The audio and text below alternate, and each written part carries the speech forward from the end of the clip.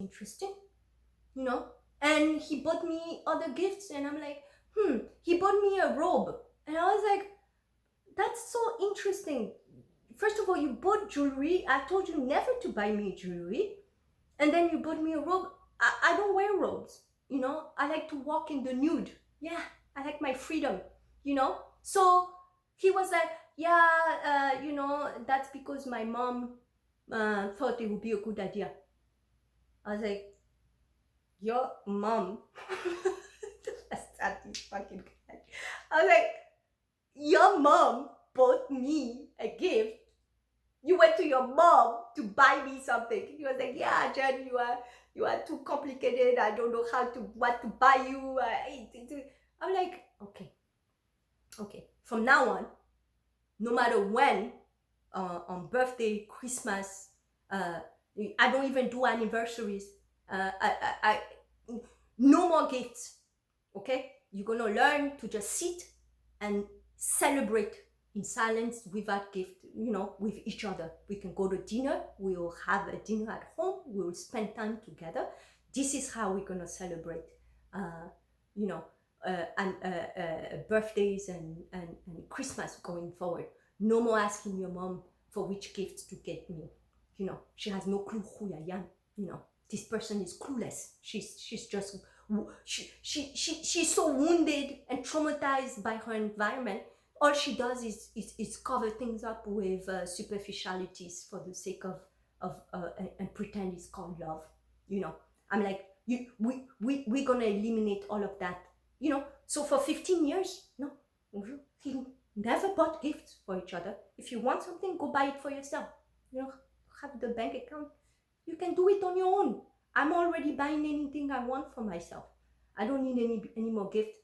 And there was a point he asked me, Jan, I don't see you wearing those earrings I bought you. And I was like, oh, yeah, I threw them out. Yeah, I was like, I got tired of them, and so I threw them out in the garbage. Yeah. And he freaked out. He was like, do you know how much that cost me?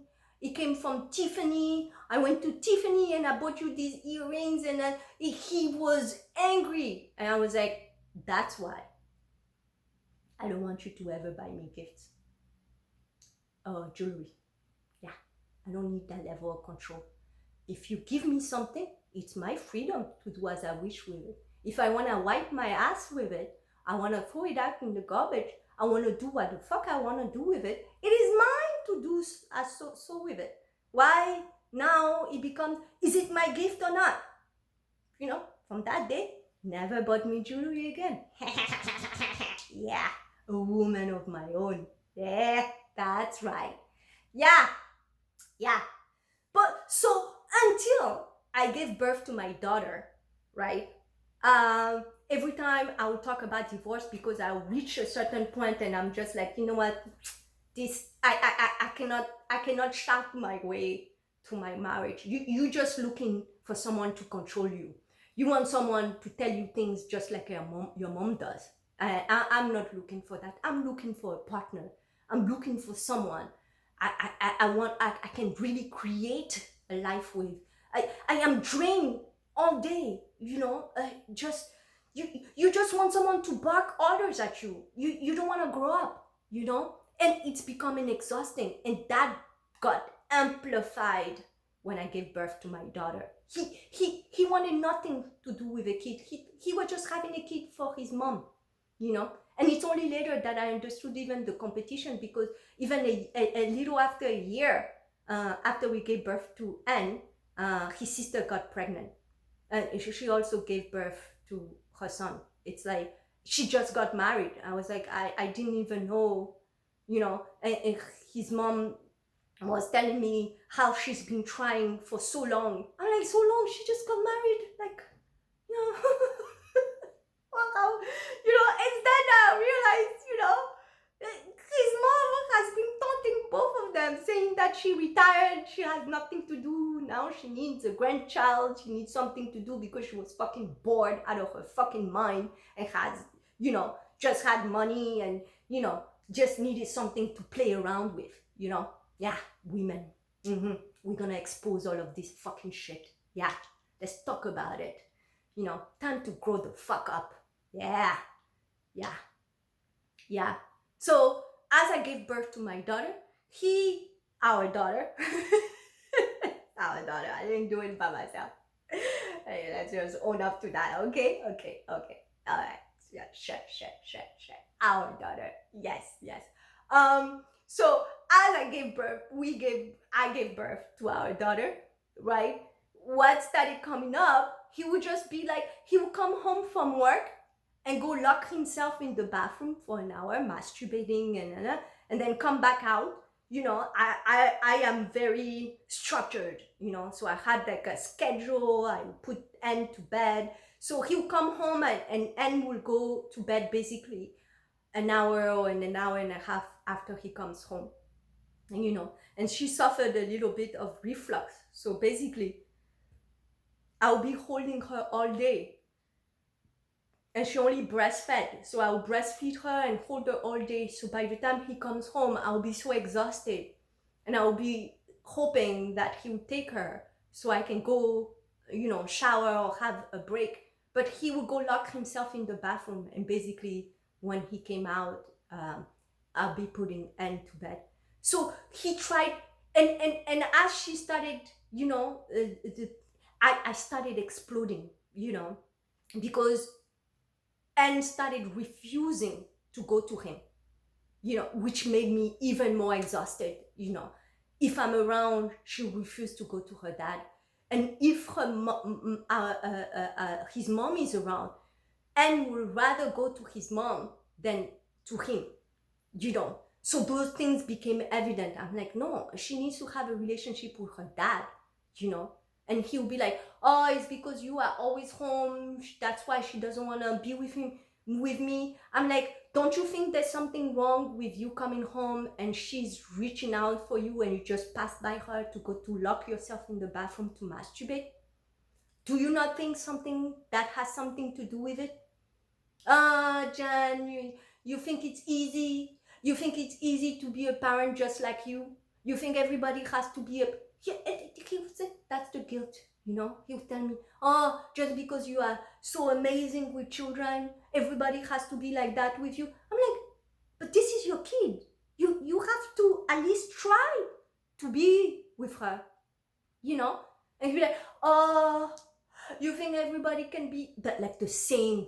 And that's when I was so drained because, you know, being a mom was so demanding. You know, I was stay at home. Yes, I had a structure, but that doesn't mean, and I loved every moment with my daughter because it really reconnected me to my inner child, you know, nurturing her and rediscovering the world through her eyes. It was so beautiful, but I was tired, you know. And that's when it's like the argument started and I was drained and I was more tired and tired. And his mom stepped in and she told him to stop going racing because even on weekends, he would go racing. He would tell me, and for me, hobbies are very important. I cannot tell anybody to give up their hobby. It is not my place to tell him that, right? Because nobody will tell me to give up any of my hobbies, right? Which was watching movies. That was one of my biggest hobbies. I love superhero movies or kung fu movies. These are things I love to watch. You know, so we will constantly argue, and his mom will constantly tell me what an amazing mother I am, all the time in front of him, and she will tell him nothing.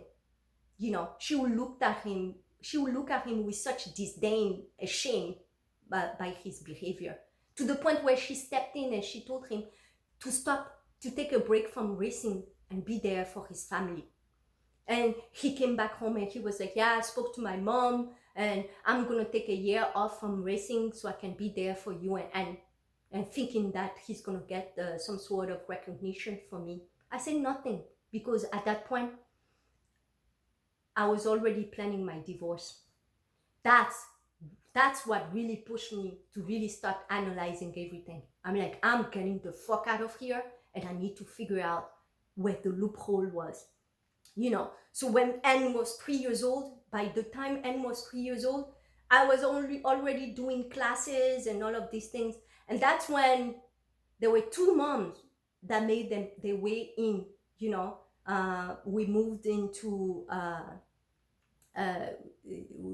we moved to a new location. And that's where I ran into a neighbor of mine will come and push me to hang out at an opening, something, a party for in our building, and I went there, and that's when I got introduced to this person, this Turkish woman, and let's call her Nan. Yeah, let's call her Nan. I met Nan for the first time. She also had a son who was the same age as Anne, and she just came from Turkey. She had left and came back and from Turkey, and her husband was working for the Turkish embassy in New York. So Anne and her son, let's call him Boone. Anne and Boone. I have to remember these names. They come in spontaneously, so I have to make sure I embed them in my memory, not to, because I'm only talking about myself, right? Only aspects of myself. You know, it has nothing to do with anybody.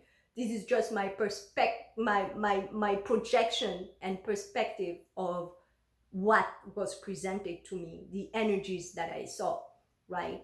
That that are embedded within me. So that's when Nan, with her son Boone, were introduced to me, and Anne was 1 year old, right? Her son as well, and they bonded. So I stayed at that opening party in our building for a few minutes, and it was dinner time, and I was very rigid with my schedule, right? Because that's the only way I navigate I like structure, you know. So as it was time, I just started heading to my apartment, and Nan and Boone followed us. You know, she was like, Jennifer, I want to see where you live, you know, we like you, my son likes your daughter, you know, maybe, you know, we can hang out, and, you know. So I showed her where I lived, and, you know, I went in with Anne, wished her good night, and she said, we'll come tomorrow. I said, sure, no problem, you know. And I put Anne to bed. And so the next day, this person, Nan, knocked at my door like at 8 a.m. and, you know, was like, oh, I'm ready. I was like, no. Mornings are very important to me. They are sacred. I need to ease into my morning. Nobody knocks at my door before 10 a.m. So I closed the door on her face. I was like, no, it's ease, you know. And I do these things on purpose because I have no time to carry any weight or burden, you know. I'm very specific who I surround myself with. Excuse me. You know, but so she respected it, you know, even though, you know, sometimes I smack people with this coldness on purpose to test them, to see if they can handle my personality, because I can be very intense. I'm straightforward, you know. So she waited until 10 a.m. and came back and knocked at the door, you know. So by that time, I had eased into my morning and had breakfast. So we came out and we hung out. And from then on, every day, she came and waited. And every day, I'll come out and we'll play. The kids will play together. We'll go, we'll walk together, spend basically every day together from then on, you know. And another time, that was the first mother, you know. And I'm mentioning this because there's a point to it. This is like, there's a point to it. It's coming. So as I walk Anne throughout the building, I'll go for walks. She needs exercise before she takes a nap. So I had that structure in place. So another mother approached me She was from Mexico, and she was watching me speak with Anne in French, because I only speak to Anne in French. She grew up bilingual. I didn't want her to go to Benin and feel like a stranger, so that was a legacy that I was passing on to her. Yeah, so this mother saw me. She was a grandmother. She was with her granddaughter, and she was pushing her granddaughter around, and saw me with Anne playing and having fun.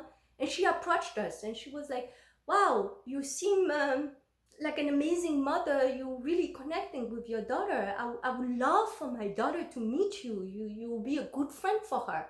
And I was like, okay. And we started talking, and she shared her story. She was like, I'm from Mexico, me too. I only speak to my granddaughter in Spanish because I want her to grow up bilingual, and we bonded, to these things. And I was like, I'm having a potluck today for the New Year's. I think it was New Year's or some sort of holiday. Why don't you bring your daughter, and join us? We'll see where it goes from there. And she did. She came with her daughter at the potluck, and we just bonded naturally. So her daughter, let's call her Mariella.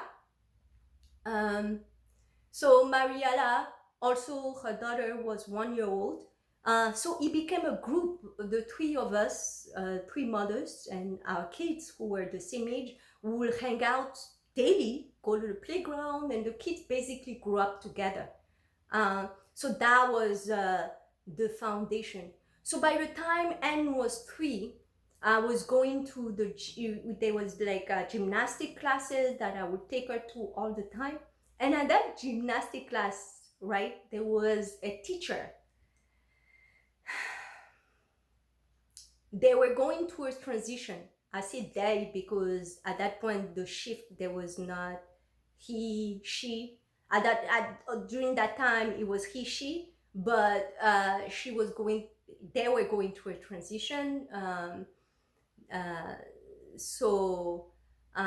But this person, let's call her these names.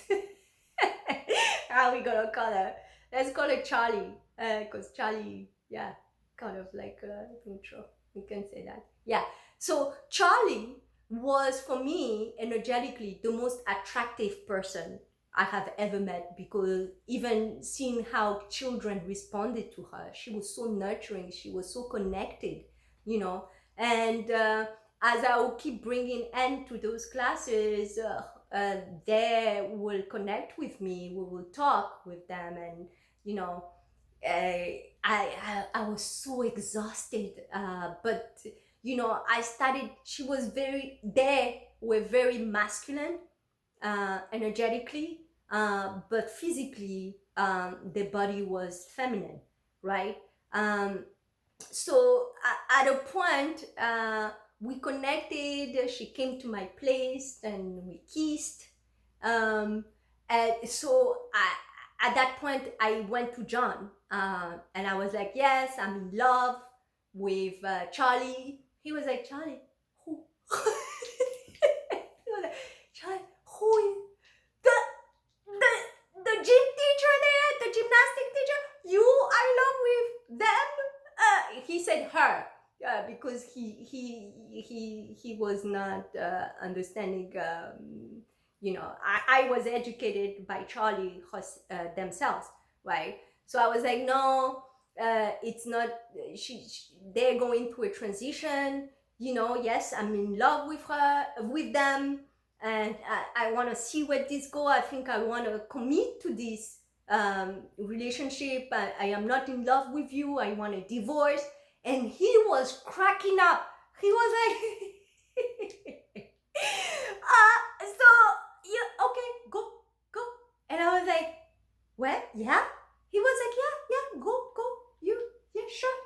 We're gonna get a divorce. And we started talking about divorcing each other. He was like, yeah, we're gonna work it out as a family.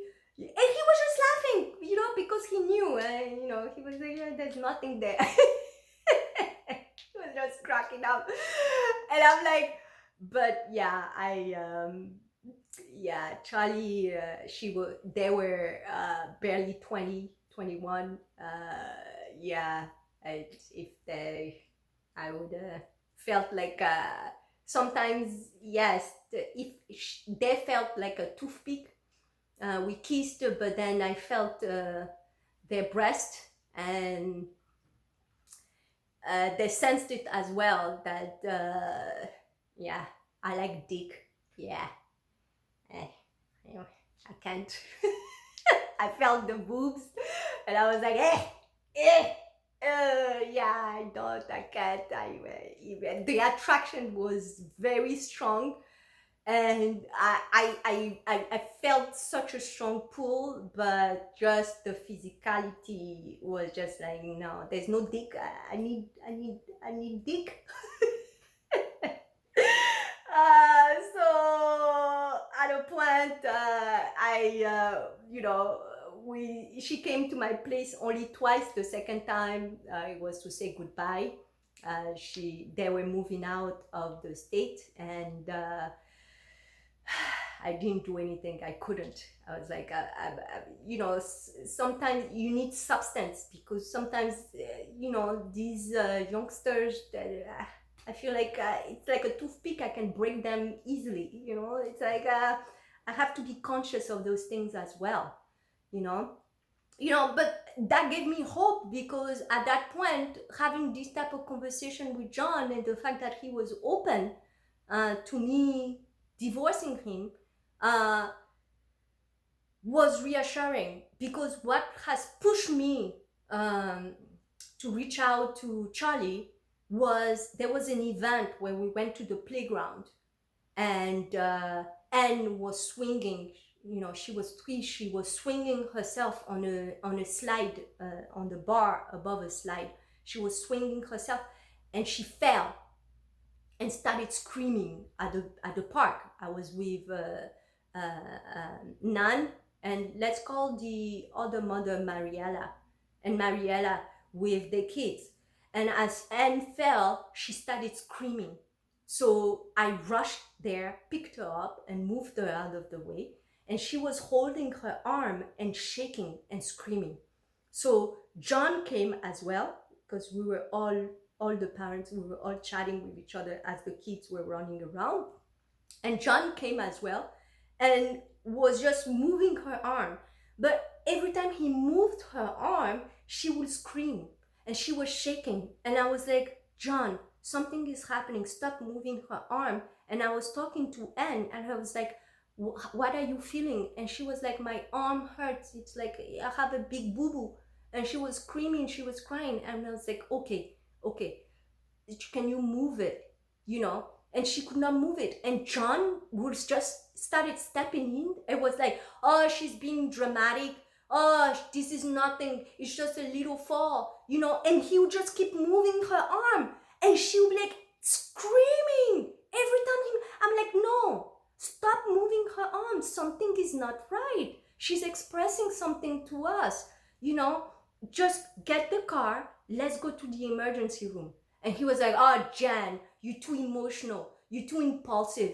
This is nothing happening. She's being dramatic. And he kept moving her arm. And at that point, Anne started shaking, right? And she kept screaming. And I said, stop it. Don't you see that she's screaming every time you move it? Something is not right. Look how she's holding it. And she's trembling. And he was like, oh, you don't understand anything. This is how he brushed me up. He would just say, you are too emotional. You are too impulsive. And yet, he would bang his head against walls and pots. If that's not emotion, what is it? This is what I'm talking about. This intelligence, these men, linear, and they are outrun by their emotions, and then they blame me for being emotional. Yeah, this is what my mom had to deal with. Yeah. So at that point, I blacked out, right? Yeah. Listen, I had not faced my shadows then. I blacked out, and I told him, touch her one more time, you're gonna be the one needing help. And I shouted this. Everybody at the park, everybody froze. And when he gets exposed, that's it. He was like, yeah. he knew what was coming, you know. So I was like, either you get the cab, the car, and we go to the emergency as a family, or I'm hailing a cab. Either way, we go into the emergency room. Nobody's touching her again. So I pick Anne up, made sure her arm was safe, you know, protected. He went to get the car. We went to the emergency room, and it came up to the fact that she dislocated her elbow by swinging herself. So as I was holding her and nurturing her, the doctor showed John how to lock the elbow back into the socket, you know, and I exploded. I had so much rage, you know, and he was like, Jen, I am sorry, it was a misunderstanding, you know. Yeah, that's when misunderstanding keep coming up, right? It was a misunderstanding, I didn't know. I was like, but I told you. She was communicating this to us. You have to learn to stand still, you know. And shortly after, another day, Anne dislocated her elbow again by swinging herself on my arm as we were in the supermarket. And it was John who came from work and put it back in the socket. So that resentment was transmuted, you know. I was able to let it go. But from that time, that's when we became physical, you know. At that point, when I asked for divorce and stuff, and he blocked me on the staircase because he didn't want me to go into meditation, I started slapping him. Yeah, I fought my way. I would pull his shirt, you know, I would rip his shirt and stuff. And I was like, no matter what, I'm going to fight my way to the bedroom.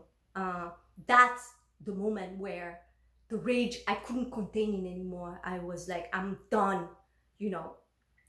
I'll push him, I'll scratch him, I'll pull him out of my way so I can find myself in the safety of the bedroom where I'll lock myself into meditation.